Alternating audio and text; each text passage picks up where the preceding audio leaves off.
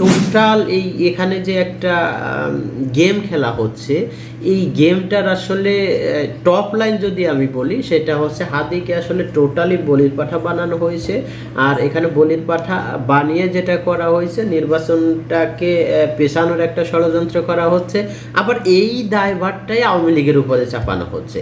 যেমন 2024 সালের 5ই আগস্টের যেভাবে একটা ডিজাইন করে আওয়ামী লীগের উপরে দোষ চাপানো হয়ে তাদেরকে বিতাড়িত করা হয়েছে, এখন আর একটা ডিজাইন করে আওয়ামী লীগের যে দেশে ফেরত আসার যে সম্ভাবনাটা, সেটাকে ঠেকানো হচ্ছে। বিদেশি সাংবাদিক, যেহেতু উনি বিদেশে বসে সাংবাদিকতা করেন, উনি যে আসলে এই যে বিভিন্ন সময় বিভিন্ন অপতথ্য দেন, এটাকে আমি অপতথ্যই বলবো, কারণ তথ্য না। কারণ দেখেন, উনি বলতেছে কয়টা করার কথা ছিল সেটা উনি জানেন, কেন এই কয়টা গুলি করতে পারে নাই সেটা উনি জানেন, এই যে যে যে গুলি করেছে আসামি সে কোথা দিয়ে কোন জায়গা দিয়ে কিভাবে পালাইছে সেটা উনি জানেন, এখন কোথায় আছে সেটা উনি জানেন। তাহলে উনি যদি এত কিছুই সাথে সাথে জেনে যেতে পারেন, তাহলে ওনাকে ওই করার পরই উনি ওনার লোক দিয়ে এই যে খোঁজে করলো, এই যে সে যে দলেরই হোক, তো এই সে তার লোক দিয়ে সে ধরে রাখতে পারলো না। সে এত কিছু জানে, এত কিছু বোঝে, কিন্তু এমন তো না যে সে গ্রুপের টিম অনেক বড় ছিল, তাদেরকে ধরে রাখা সম্ভব না, তা তো না। তারা মাত্র 2জন মানুষ ছিল। তো তাদের 2জন মানুষকে সে প্রশাসন বাদ দিলাম, যেহেতু তার অনেক সারা দেশে অনেক লোক সংখ্যা আছে, সে অনেক তথ্য বের করতে পারে, অনেক কিছু জানে, তাহলে তাদের সেই লোকজন দিয়ে মাত্র 2জন লোককে আটকে রেখে তারপরে পুলিশে দিতে পারলো না। তো এইগুলো আসলে বিভ্রান্তিকর। উনি ওখান থেকে যা বলতেছে, যা করতেছে, সব কিছুর চিন্তা ভাবনা, সব কিছু আসলে ব্যাপার একটাই, সেটা হচ্ছে দেশকে আসলে অরাজকতার দিকে ঠেলে দেওয়া। আর ওই যে যেহেতু এই দেশের আসলে দেশের কি বলে জন্মদাতা বলেন, দেশের আসলে আপনার এই দেশের স্টেক হোল্ডার বলেন, এটা তো আসলে দিন শেষে আওয়ামী লীগই। আবার ধরেন আমরা বিএনপিকে ধরতে পারি, এর বাহিরে আসলে আর যারা নিজেদেরকে অনেক কিছু দাবি করে, তারা কিন্তু কে বা কারা এটা আমরা সবাই জানি। সো তারাই আসলে বিভিন্নভাবে চেষ্টা করতেছে দেশ থেকে আওয়ামী লীগ এবং বিএনপি দুইটি দলকেই একেবারে নিশ্চিহ্ন করে দেওয়ার। আর এই যে যে বিদেশি সাংবাদিক বলেন, তারপরে ভেতরে আরও এই সেই, এরা আসলে তো আরও এই যে কিছু ইউটিউবার আছে, এরা বিদেশে বসে যা ছড়ায়, এগুলো আসলে টোটালি গুজব, এগুলো কিছুই না। তাদের কাছে আসলে কোনো তথ্য থাকে না, ন্যূনতম কিছু না। এটা তো আপনারা নিজেরাই চিন্তা করে দেখেন, যদি তার কাছে আসলেই এত তথ্য থেকে থাকতো, তাহলে তিনি 2জন লোককে আটকায় রাখতে পারলেন না? 2জন লোককে আটকায় রেখে তাদেরকে প্রশাসনের কাছে হস্তান্তর করতে পারলেন না? অথবা আমরা 5ই আগস্টের পরে দেখেছি মব সৃষ্টি করে শত শত মানুষকে ফেলছে, উনি ওই ফেলতেন মব সৃষ্টি করে, তো তাতে তো সমস্যা, তাতে আর বরং আরো দেশের মানুষ খুশি হইতো। সেটা কিন্তু উনি করেন নাই। উনি কতক্ষণ পর পর এক একটা স্ট্যাটাস দিচ্ছেন, এইখানে আছে, ওইখানে আছে, এই হয়েছে, যে সেই হয়েছে। বাস্তবতা আছে টোটালি জিনিসটা ভুয়া এবং গুজব। সো এখানে এই যারাই ঘটনাটি ঘটিয়েছে, তারাই এখন পিছন থেকে হাওয়া দিচ্ছে, বাতাস দিচ্ছে, এই ঘটনাটাকে শুধু শুধু আওয়ামী লীগের উপরে দোষ চাপানো হচ্ছে। আমি জানি না আওয়ামী লীগ আসলে এটার সাথে ইনভলভ আছে কিনা, কিন্তু এই বিশ্লেষণে আওয়ামী লীগ এবং বিএনপি আমার মনে হয় এখানে জড়িত থাকার সম্ভাবনা একেবারে শূন্য। আর একটা মজার ব্যাপার দেখেন, ওসমান হাদিকে কেন আওয়ামী লীগ যদি আসলে করবে, তাহলে ওসমান হাদিকে কেন? কারণ এই ওসমান হাদি তো ছাত্র আন্দোলনের সময় কোথাও ছিল না, কোথাও না, কেউ নামও শুনে নাই, কেউ নাম জানেও না। তো সে ওসমান হাদিকে কেন আওয়ামী লীগ টার্গেট করতে যাবে? আওয়ামী লীগ যদি টার্গেট করতেই যাবে, তাহলে আরো বড় যারা আছে, যারা আওয়ামী লীগের সাথে বাটপারি করছে, বিট্টে করছে, আওয়ামী লীগের খেয়ে আওয়ামী লীগের পরে আওয়ামী লীগের এই ধরেন যে পিছন থেকে আসছে, তাদেরকে টার্গেট করবে। কারণ আওয়ামী লীগ এমনিতেই, আওয়ামী লীগ এখন আবার ফিরে আসার জন্য আন্তর্জাতিকভাবে তারা ব্যাপক প্রচেষ্টা চালাচ্ছে। তো সেই জায়গা থেকে তারা এখন চাবে যে এই হাদির মতো একজন লোক তাদের গায়ে আবার নতুন করে লাগাতে, তাদের গায়ে আবার তাদের শরীরে আবার কলঙ্ক জড়াতে চাইবে। এটা পাগলও বুঝে। আসসালামু আলাইকুম দর্শক, গত এক সপ্তাহে দেশের সবচাইতে আলোচিত বিষয় ওসমান হাদি। তার গুলি খাওয়ার পরে ঢাকা মেডিকেল হসপিটালে যাওয়া, সেখান থেকে এভার কেয়ার হয়ে সিঙ্গাপুরের জেনারেল হাসপাতালে যাওয়া। এই যে ঢাকা মেডিকেল থেকে এভার কেয়ার থেকে সিঙ্গাপুর যাওয়া, এর ভিতরে কিন্তু বেশ কিছু টুইস্ট ঘটে গেছে। একটা জিনিসকে ফলো করছেন, যখন ওসমান হাদিকে গুলি করা হয় বিজয়নগরের কালভার্ট রোডে, এর মাত্র কয়েক মিনিটের মাথায় ঘটনাকে ভিন্ন খাতে ঘোরানোর জন্য একটি স্ট্যাটাস দেওয়া হয়। আর এই স্ট্যাটাস দেওয়া হয় ডাকসুর বর্তমান তথাকথিত ভিপি সাদিক খান। তিনি পুরো জিনিসটাকে ভিন্ন দিকে ঘোরানোর চেষ্টা করেন। সেটা কীরকম দেখেন, কোনো যাচাই বাছাই নাই, কোনো অনুসন্ধান নাই, কোনো ইনভেস্টিগেশন নাই, কোনো কিছু ছাড়া খাওয়ার মাত্র কয়েক মিনিটের মধ্যেই তিনি স্ট্যাটাস দিলেন যে ওসমান হাদিকে বিএনপি থেকে, অর্থাৎ উনি যে আসনে, ওসমান হাদি যে আসনে নির্বাচনের প্রার্থী হয়েছেন ঢাকা ৮-এর, সেই ঢাকা ৮-এর আরেকজন যে বিএনপির প্রার্থী আছে মির্জা আব্বাস, সেই মির্জা আব্বাসের উপরে দোষ চাপালেন। তো এত সহজে, এত অল্প সময়, 10 থেকে 15 মিনিট বা 20 মিনিটের মধ্যে কোনো ধরনের অনুসন্ধানী ছাড়া, কোনো ধরনের তদারকি ছাড়াই আপনি বলে দিতে পারেন যে অমুকে করেছে। যেহেতু আব্বাস সাহেব নিজে তো সশরীরে করেনি, তো যেহেতু উনি নিজে সশরীরে করেনি, তার মানে ওনার নামটা এখানে আসা নিশ্চয়ই এটা অবান্তর। এবং এটা কিন্তু ইচ্ছাকৃতভাবে তার উপরে দোষ চাপানো, পুরো ঘটনাটাকে এটার মোড় অন্য ভিন্ন দিকে ঘোরানোর একটা চেষ্টা করা, তাই কিন্তু হয়েছে। তো এরপরে যেটা হলো, ওসমান হাদি খাওয়ার পরে ঢাকা মেডিকেল হসপিটালে ওখানে গেল, ওখানে চিকিৎসাধীন অবস্থায় মির্জা আব্বাস কিন্তু তাকে দেখতে গেল, কিন্তু তাকে ঢুকতে দেওয়া হলো না। প্রথমত তাকে ঢুকতে দেওয়া হলো না, দ্বিতীয়ত তাকে ওখানে বিভিন্নভাবে অপমান, লাঞ্ছিত করে তাকে ওখান থেকে চলে যেতে বাধ্য করা হলো। মজার ব্যাপার হচ্ছে, তার কিছুক্ষণ পরেই আবার ওখানে আসলেন জামায়াতের আমির ডক্টর শফিকুল ইসলাম। উনি আসার পরে তাকে কিন্তু আবার সাদরে গ্রহণ করা হয়েছে। এখন কথা হচ্ছে এখানে যে একজন বৃদ্ধ রোগীকে দেখতে গিয়েছেন, সেই বৃদ্ধ রোগীকে যদি তার শত্রুও যদি তাকে দেখতে যায়, তাকে তো অন্তত সেই সুযোগটা দেওয়া উচিত। তার সাথে এমন কোনো ব্যবহার করা উচিত নয় যতক্ষণ পর্যন্ত তিনি যে অপরাধ করেছেন সেটা প্রমাণিত না হয় বা প্রশাসনিকভাবে কোনো পদক্ষেপ না নেওয়া হয়। কিন্তু সেটা করা হলো, অর্থাৎ মির্জা আব্বাসকে ওখান থেকে অপমান করে বের করে দেওয়া হলো, আর জামায়াতের আমিরকে হাততালি দিয়ে সাদরে গ্রহণ করা হলো।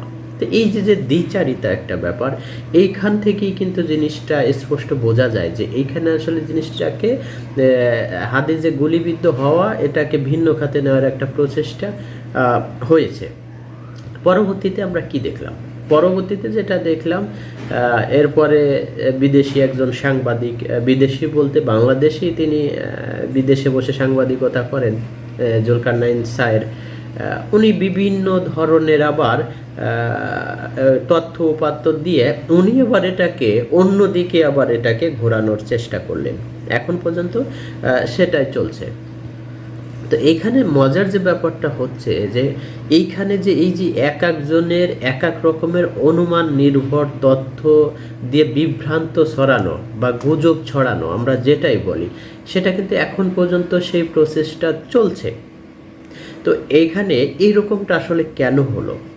আমরা যদি এইটা একটু অনুসন্ধান করি বা এইটা নিয়ে যদি একটু বিশ্লেষণ করি আসলে, যে এটা এক একজন এক এক রকমভাবে আসলে এটাকে ঘোরানোর চেষ্টা করছে, এক একজন এক এক পথে এক এক গ্রুপকে দোষ দেওয়ার চেষ্টা করছে, কেন? এখানে কার কি স্বার্থ জড়িত আছে? চলুন আমরা শুরুতে দেখি। এখানে সাদিক কায়ুম যে স্ট্যাটাস দিয়েছিল ওসমান হাদি গুলিখর মাত্র 10-15 বা 20 মিনিট পরেই, এখানে তার কি কোনো স্বার্থ ছিল? তো এখানে বা সে এখানে এটার সাথে কিভাবে ইনভলভ হলো? তো এখানে একটা ইন্টারেস্টিং ব্যাপার হচ্ছে, ঢাকা 8 আসনে ওসমান হাদি একজন প্রার্থী, উনি স্বতন্ত্র থেকে একজন প্রার্থী, কোনো দল থেকে নয়। বিএনপি থেকে আছে একজন বড় নেতা মির্জা আব্বাস, উনিও প্রার্থী। এছাড়া জামায়াত থেকে এই সাদিক কায়ুম হচ্ছে ঢাকা 8 আসনের এমপি প্রার্থী। এখন এখানে একটা জিনিস দেখেন, যে এখানে যেটা হয়েছে, যদি মির্জা আব্বাসের উপরে দায়ভারটা চাপানো যায় তাহলে কি হলো, হাদি করা হলো, আর মির্জা আব্বাসের উপরে দোষ চাপানো হলো, অর্থাৎ হাদি হসপিটালে আর মির্জা আব্বাস যাবে জেলে। আর বাহিরে থাকবে কে? বাহিরে থাকবে সাদিক কায়ুম, অর্থাৎ উনি ফাঁকা মাঠে গোল দেওয়ার একটা পরিকল্পনা হতে পারে। এটা আসলে যে এটা হয়েছে এরকম ব্যাপারটা এরকম না, বাট হতে পারে। এই অ্যাঙ্গেলটা যদি আমরা চিন্তা করি তাহলে ব্যাপারটা কিন্তু এরকমই হয়। তো উনি কিছু না জেনে না বুঝে উনি আব্বাস সাহেবের উপরে উনি দায়ভারটা চাপাইলেন, বেশ ভালো কথা। এরপরে যেটা আগেই বললাম, যে জুলকারনাইন সাহেব উনি আবার এটাকে আওয়ামী লীগের উপরে চাপানোর একটা চেষ্টা চালাইলেন, এখনও চালাচ্ছেন। সেটা কিভাবে? পরবর্তীতে যেটা আসলে বের হয়ে আসলো বিভিন্ন মাধ্যমে, বিভিন্নভাবে আইন শৃঙ্খলা বাহিনী এটা বিভিন্নভাবে তদন্ত করে যেটা বের করলো, যে এই যে ওনাকে হাদিকে আসলে গুলি করেছে ফয়সাল নামে এক দুর্বৃত্ত। সে কে ছিল? সে ছিল সাবেক ছাত্রলীগের এক নেতা, ছোটোখাটো এক নেতা বা পাতি নেতা যাই বলি। তো এটা এরকম যদি হয়, আসলে এরকম তো সাদিক কায়ুম নিজেও ছাত্রলীগের সাবেক নেতা ছিল। বর্তমান এই যে এনসিপির যারা প্রথম সারির নেতা, তারা প্রত্যেকেই ছাত্রলীগের সাবেক নেতা ছিল। যাই হোক, সেটা ভিন্ন প্রসঙ্গ। তো যেহেতু ফয়সাল সাহেব সাবেক ছাত্রলীগের নেতা ছিল, সো তার এই সূত্র ধরে পুরো দোষটা আওয়ামী লীগের উপরে চাপানোর যে প্রসেসটা চালানো হচ্ছে এখন পর্যন্ত, সেটা চলমান রয়েছে। তো এখন মজার ব্যাপার হচ্ছে, ধরেন যে আপনি কোনো এক সময় একটা দল করেছেন, তা একটা দল যখন আপনি করবেন বা একটা দল যখন করেছেন, সেই দলে এখন আপনি নেই। যেটা আমি আগে বললাম, যে সাদিক কায়ুম, এছাড়া এনসিপির হাসনাত, সার্জিস, নাহিদ প্রত্যেকে ছাত্রলীগ, আসিফ মাহমুদ প্রত্যেকে ছাত্রলীগ পোলাপান। এখন এরা যদি একটা কি বলে একটা খারাপ কাজ করে, ধরেন একটা খারাপ কাজ করেই ফেললো কোনো না কোনোভাবে, তো এরপরে তাদেরকে কি এই দায়ভারটা কি আওয়ামী লীগের উপরে চাপানো হবে? যদি আওয়ামী লীগের উপরে চাপানো, এদের দোষ যদি আওয়ামী লীগের উপরে চাপানো না হয়, তাহলে এই ফয়সাল সাহেব যে সাবেক ছাত্রলীগের নেতা ছিল, তার যে এই যে কুকর্ম, এইটার দায়ভার কেন আওয়ামী লীগের উপরে চাপানো হচ্ছে? এটা হচ্ছে একটা পয়েন্ট। এখন এখানে আসলে কার কি স্বার্থ? এখানে মূলত স্বার্থ কিন্তু ঘুরে পুরে উদ্দেশ্য একটাই, সেটা হচ্ছে নির্বাচন। এখন এই নির্বাচন আসলে কারা চাচ্ছে, কারা চাচ্ছে না, কারা মানে এটাকে প্রতিরোধ করার বা প্রতিহত করার চেষ্টা করছে, আসলে এইখানে এইরকম একটা ব্যাপার এখানে জড়িত। তো আমরা সেই অ্যাঙ্গেলটা যদি আমরা চিন্তা করি, তাহলে এখানে দেখেন আমরা সেই 5ই আগস্টের পর থেকে 2024 সালে 5ই আগস্টের পর থেকে আমরা দেখে আসছি বিএনপি খুব দ্রুতই নির্বাচন চাচ্ছে। বিএনপি পারলে তার এক সপ্তাহ পরেই নির্বাচন আদায় করে নেয়, এরকম একটা সিচুয়েশন তৈরি হয়েছিল।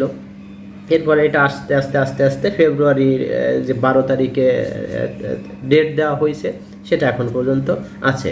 এখন ঠিক 5ই আগস্ট 2024-এর পর থেকে আমরা এটাও দেখেছি, জামাত কিন্তু কখনোই নির্বাচন চায়নি।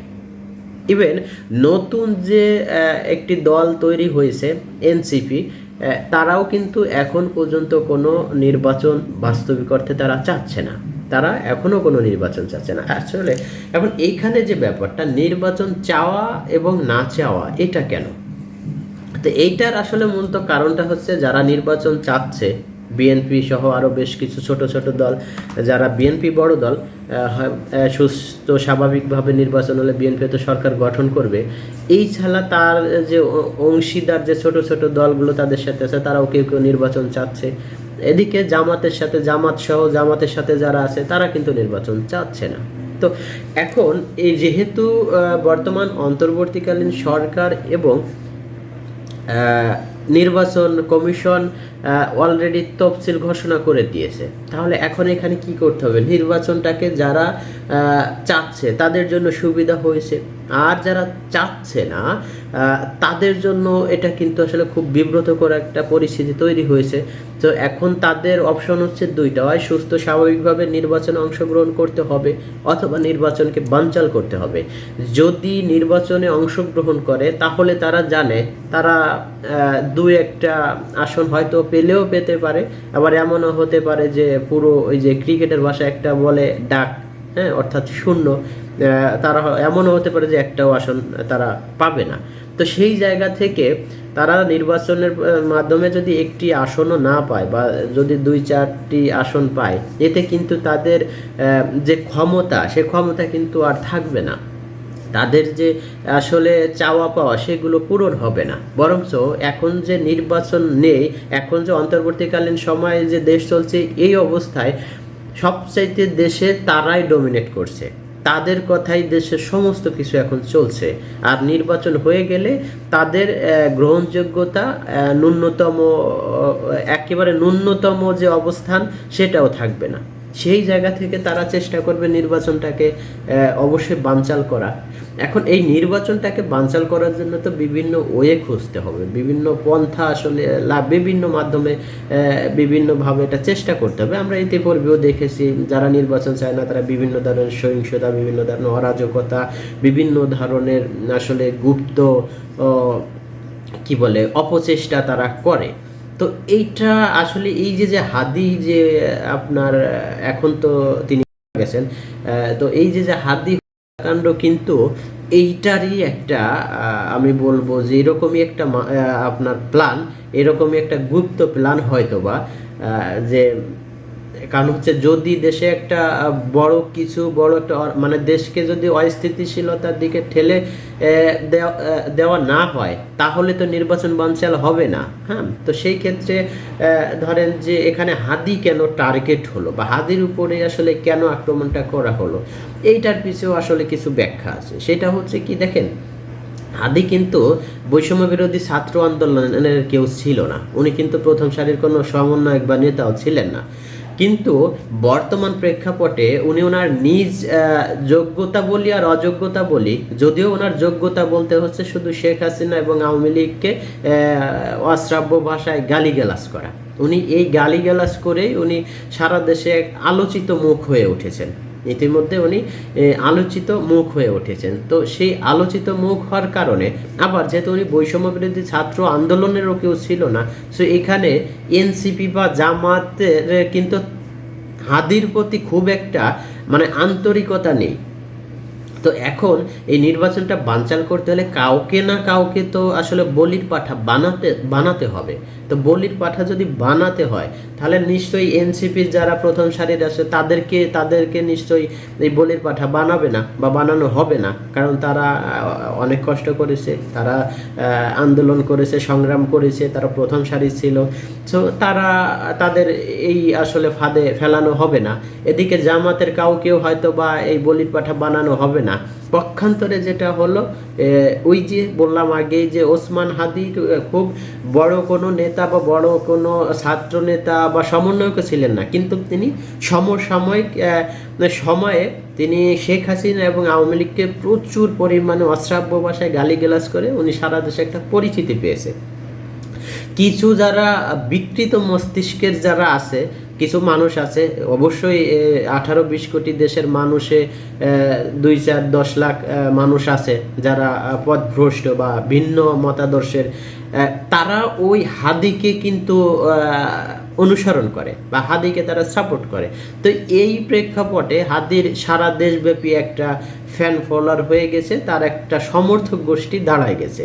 তিনি মোটামুটি প্রতিদিনই মিডিয়ার ফ্রন্ট লাইনে থাকে, একটা আলোচনার কেন্দ্রবিন্দুতে তিনি চলে আসছেন। তো যেহেতু উনি একটা আলোচনার কেন্দ্রবিন্দুতে আছেন, আবার উনি জামাত বা এনসিপিরও কেউ না, উনি সেহেতু ওনাকে যদি টার্গেট করা হয় তাহলে এটা সারা দেশে বেশ ব্যাপক একটা আলোড়ন সৃষ্টি হবে। আর এটার পিছন থেকে আবার বাতাস দিবে এই যে ধরেন জামাত বলেন, এনসিপি বলেন, অর্থাৎ আরও যারা আছে যারা নির্বাচনটাকে প্রতিহত করতে চায়, নির্বাচন চায় না, তারা আবার পিছন থেকে এটাকে হাওয়া দেবে। অর্থাৎ তাহলে কি হলো, পুরো দেশব্যাপী একটা হট্টগোল লেগে গেল, একটা ঝামেলা শুরু হয়ে যাবে। এরপরে সরকার আইন শৃঙ্খলা পরিস্থিতি সামাল দিতে পারবে না, স্বাভাবিকভাবেই ধরেন যে স্লোগান উঠবে, এখন দেশের পরিস্থিতি ভালো না, আপাতত কোনো নির্বাচনের প্রয়োজন নেই। তো এই হচ্ছে ধরেন যে হাদির আসলে বলির পাঠা হওয়ার একমাত্র কারণ হচ্ছে এই। এখন আসেন হাদিকে, হাদি হত্যাকাণ্ডের পেছনে আওয়ামী লীগকে দায়ী করা হচ্ছে। এখন এই আওয়ামী লীগের এখানে যে আওয়ামী লীগকে দায়ী করা হচ্ছে, আমি এটা ব্যক্তিগতভাবে মনে করি আসলে এটা একটা অবান্তর কথাবার্তা। কারণ এখানে যেটা করা হচ্ছে, এক ঢিলে এখানে দুই পাখি শিকার করা হচ্ছে। সেটা ওই যে একটা এতক্ষণ যেটা ব্যাখ্যা করলাম, এই হচ্ছে একটা যে নির্বাচনটা বানচাল করা হয়ে গেল, আর নির্বাচনটা বানচাল হলেই তো তাদের ভালো, তাদের কথায় দেশ চলতেছে, তারা দেশ চালাচ্ছে, তো এটা তাদের জন্য ভালো। তো আর এক দিক দিয়ে কী হলো, সারা দেশের মানুষকে আওয়ামী লীগের বিরুদ্ধে খেপিয়ে তোলা গেল। এখন যেটা হয়েছে, গত 16 মাসে সারা দেশে খারাপি, দুর্নীতি, বিভিন্ন ধরনের অপকর্মের কারণে সাধারণ মানুষ কিন্তু আবার তাদের ভুলটা কিন্তু বুঝতে পেরেছে যে তারা আসলে শেখ হাসিনাকে তাড়িয়ে দেশ থেকে ভুল করেছে। এটা কিন্তু সারা দেশে এখন একটা ট্রেন্ডিংয়ে চলে আসছে যে আমরা আগেই ভালো ছিলাম। তো এখন এই যে লোকগুলো দেখতেছে সমর্থক, অর্থাৎ যারা নির্বাচন চায় না, তারা দেখতেছে যে কিরে ভাই, আওয়ামী লীগ তো বোধ হয় যে আবার আসলো। আবার যারা এই যে 24-এর যে ষড়যন্ত্র করে যে আন্দোলন করেছিল, ষড়যন্ত্রমূলক যে হামলা বা আন্দোলন করে সরকার উৎখাত করছে, সেই ক্ষেত্রে যদি আওয়ামী লীগ আবার কোনোভাবে ফেরত আসে, তাহলে এদের তো আসলে আর এই দেশে জায়গা হবে না। সো ওরা কি করলো, একই সাথে হাদিকে টার্গেট করে নির্বাচনটাকে বানচাল করতে পারলো, সারা দেশের মানুষকে হাদির পক্ষে নিয়ে আসতে পারলো। পক্ষান্তরে যেটা হলো, ওই যে আওয়ামী লীগের বিরুদ্ধে তারা, অর্থাৎ আওয়ামী লীগকে বিরুদ্ধে সারা দেশের মানুষকে খেপিয়ে তোলার একটা প্রচেষ্টা করা হলো। ইভেন এই জায়গাটা কিন্তু তারা মোটামুটি সফল হয়েছে। দেখেন আজকে হাদি নেই, হাদি বলির পাঠা হয়ে তিনি চলে গেছেন আমাদের ছেড়ে। আল্লাহ তাকে অবশ্যই বেহেশতে নসিব করুক। তার যে ভুল ভ্রান্তিগুলো আছে, বা তিনিও যে অন্যের দ্বারা আসলে প্ররোচিত হয়ে যে ভুল কাজকর্মগুলো করেছেন বা অপকর্মগুলো করেছেন, আল্লাহ সেসব অবশ্যই ক্ষমার দৃষ্টিতে দেখবেন। কারণ হাদির পেছনেও আসলে অনেক বড় বড় মাথা ছিল, যারা হাদিকে আসলে বিপথে নিয়ে যাওয়ার একটা চেষ্টা করেছিল। ফাইনালি সেই গোষ্ঠীটাই কিন্তু এই হাদিকে কিন্তু পৃথিবী থেকেই আসলে বিদায় করে দিল। এখন যেটা হলো, একদিকে হাদিকে করে পুরো দেশের মানুষকে আপনার নির্বাচনের বিপক্ষে বা দেশে একটা অরাজকতা সৃষ্টি করা হলো। আর একদিকে ঠিক এইখানে ওই যে শুরুতে যে সাদিক কায়েম আপনার মির্জা আব্বাসের দিকে বা বিএনপির দিকে এই বিষয়টি ছেড়ে দিয়েছিল, সেইটা কিন্তু এদিকে তাদের আর একটা গ্রুপ, তারা এটাকে সিস্টেমেটিক্যালি ঘুরিয়ে আওয়ামী লীগের দিকে নিয়ে গেল, অর্থাৎ আওয়ামী লীগের উপরে দোষ চাপালো। তো সার্বিক দিক দিয়ে আসলে যেটা হলো, আসলে সব কিছু মিলে এখানে তারা যেটা চাইছিল সেটাই আসলে এখন পর্যন্ত হয়েছে। নির্বাচন ধরেন যে আমি জানি না আগামীতে নির্বাচন আসলে স্থগিত করা হবে কিনা, কিন্তু তারা যেটা পেরেছে সেটা কিন্তু আওয়ামী লীগের বিরুদ্ধে সাধারণ মানুষের যে একটা ভালোবাসা, একটা কি বলে, একটা মানে আওয়ামী লীগকে আবার তারা আসলে চাচ্ছিল, বা আওয়ামী লীগের সময় ভালো ছিলাম, এই যে টেন্ডেন্সিটা মানুষের, এইটা কিন্তু তারা আবারও ঘুরিয়ে দিতে তারা চেষ্টা চালাচ্ছে এবং সেই জায়গায় তারা অনেকটা কিন্তু সফল। আমরা কিন্তু হাদির জানাজা তো গতকাল দেখেছি, হ্যাঁ, আর এখানে লক্ষ লক্ষ মানুষ হয়েছে। পক্ষান্তরে আমরা এটাও কিন্তু দেখেছি সেই জানাজা শেষেই কিছু উচ্ছৃঙ্খল মানুষ তারা কিন্তু এই যে ওখানে সংসদ ভবনের প্রোটোকল ভেঙে সেখানে যে আপনার প্রোটেকশন দেওয়া ছিল সেগুলো ভেঙে চুরে সংসদের ভিতরে উচ্ছৃঙ্খল এই জনগোষ্ঠী কিন্তু ঢুকে গিয়েছে। তো এই যে যে আসলে এই টোটাল এই এখানে যে একটা গেম খেলা হচ্ছে, এই গেমটার আসলে টপ লাইন যদি আমি বলি সেটা হচ্ছে হাদিকে আসলে টোটালি বলির পাঠা বানানো হয়েছে। আর এখানে বলির পাঠা বানিয়ে যেটা করা হয়েছে, নির্বাচনটাকে পেছানোর একটা ষড়যন্ত্র করা হচ্ছে। আবার এই দায়ভারটাই আওয়ামী লীগের উপরে চাপানো হচ্ছে। যেমন 2024 সালের 5ই আগস্টের যেভাবে একটা ডিজাইন করে আওয়ামী লীগের উপরে দোষ চাপানো হয়, তাদেরকে বিতাড়িত করা হয়েছে, এখন আর একটা ডিজাইন করে আওয়ামী লীগের যে দেশে ফেরত আসার যে সম্ভাবনাটা সেটাকে ঠেকানো হচ্ছে। বিদেশি সাংবাদিক, যেহেতু উনি বিদেশে বসে সাংবাদিকতা করেন, উনি যে আসলে এই যে বিভিন্ন সময় বিভিন্ন অপতথ্য দেন, এটাকে আমি অপতথ্যই বলবো, কারণ তথ্য না। কারণ দেখেন, উনি বলতেছে কয়টা গুলি করার কথা ছিল সেটা উনি জানেন, কেন এই কয়টা গুলি করতে পারে নাই সেটা উনি জানেন, এই যে যে গুলি করেছে আসামি সে কোথা দিয়ে কোন জায়গা দিয়ে কিভাবে পালাইছে সেটা উনি জানেন, এখন কোথায় আছে সেটা উনি জানেন। তাহলে উনি যদি এত কিছুই সাথে সাথে জেনে যেতে পারেন, তাহলে ওনাকে ওই করার পরই উনি ওনার লোক দিয়ে এই যে খোঁজে করলো, এই যে সে যে দলেরই হোক, তো এই সে তার লোক দিয়ে সে ধরে রাখতে পারলো না। সে এত কিছু জানে, এত কিছু বোঝে, কিন্তু এমন তো না যে সে গ্রুপের টিম অনেক বড় ছিল, তাদেরকে ধরে রাখা সম্ভব না, তা তো না। তারা মাত্র 2জন মানুষ ছিল। তো তাদের 2জন মানুষকে সে প্রশাসন বাদ দিলাম, যেহেতু তার অনেক সারা দেশে অনেক লোক সংখ্যা আছে, সে অনেক তথ্য বের করতে পারে, অনেক কিছু জানে, তাহলে তাদের সেই লোকজন দিয়ে মাত্র 2জন লোককে আটকে রেখে তারপরে পুলিশে দিতে পারলো না। তো এইগুলো আসলে বিভ্রান্তিকর। উনি ওখান থেকে যা বলতেছে, যা করতেছে, সব কিছুর চিন্তা ভাবনা সব কিছু আসলে ব্যাপার একটাই, সেটা হচ্ছে দেশকে আসলে অরাজকতার দিকে ঠেলে দেওয়া। আর ওই যে যেহেতু এই দেশের আসলে দেশের কি বলে জন্মদাতা বলেন, দেশের আসলে আপনার এই দেশের স্টেক হোল্ডার বলেন, এটা তো আসলে দিন শেষে আওয়ামী লীগই। আবার ধরেন আমরা বিএনপিকে ধরতে পারি, এর বাহিরে আসলে আর যারা নিজেদেরকে অনেক কিছু দাবি করে তারা কিন্তু কে বা কারা এটা আমরা সবাই জানি। সো তারাই আসলে বিভিন্নভাবে চেষ্টা করতেছে দেশ থেকে আওয়ামী লীগ এবং বিএনপি দুইটি দলকেই একেবারে নিশ্চিহ্ন করে দেওয়ার। আর এই যে যে বিদেশি সাংবাদিক বলেন, তারপরে ভেতরে আরও এই সেই, এরা আসলে তো আরও এই যে কিছু ইউটিউবার আছে যারা বিদেশে বসে যা ছড়ায়, এগুলো আসলে টোটালি গুজব, এগুলো কিছুই না। তাদের কাছে আসলে কোনো তথ্য থাকে না, ন্যূনতম কিছু না। এটা তো আপনারা নিজেরাই চিন্তা করে দেখেন, যদি তার কাছে আসলেই এত তথ্য থেকে থাকতো তাহলে তিনি 2জন লোককে আটকায় রাখতে পারলেন না? 2জন লোককে আটকায় রেখে তাদেরকে প্রশাসনের কাছে হস্তান্তর করতে পারলেন না? অথবা আমরা 5ই আগস্টের পরে দেখেছি মব সৃষ্টি করে শত শত মানুষকে ফেলছে, উনি ওই ফেলতেন মব সৃষ্টি করে, তো তাতে তো সমস্যা, তাতে আর বরং আরো দেশের মানুষ খুশি হইতো। সেটা কিন্তু উনি করেন নাই। উনি কতক্ষণ পর পর এক একটা স্ট্যাটাস দিচ্ছেন, এইখানে আছে, ওইখানে আছে, এই হয়েছে, যে সেই হয়েছে। বাস্তবতা আছে টোটালি জিনিসটা ভুয়া এবং গুজব। সো এখানে এই যারাই ঘটনাটি ঘটিয়েছে তারাই এখন পিছন থেকে হাওয়া দিচ্ছে, বাতাস দিচ্ছে, এই ঘটনাটাকে শুধু শুধু আওয়ামী লীগের উপরে দোষ চাপানো হচ্ছে।